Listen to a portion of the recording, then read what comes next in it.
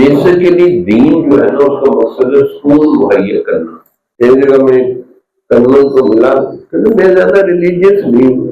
ان کا ریلیجیس ہونے کا مقصد جو ہے کہ کوئی سکون ہونا. آپ کو سکون بھی چاہیے, پریشانیاں بھی چاہیے. نہیں, سکون چاہیے. جتنا زیادہ دین پہ عمل کریں گے, جتنا زیادہ اللہ کی بات پہ عمل کریں گے, اتنا زیادہ سکون ملے گا. جتنا زیادہ اپنی من مرضی کریں گے اتنا سکون کی کمی ہوگی. تو حقیقت میں اگر کوئی مشکل بھی آئے, مصیبت بھی آئے, کچھ بھی ہو, سکون ضرور ملتا ہے.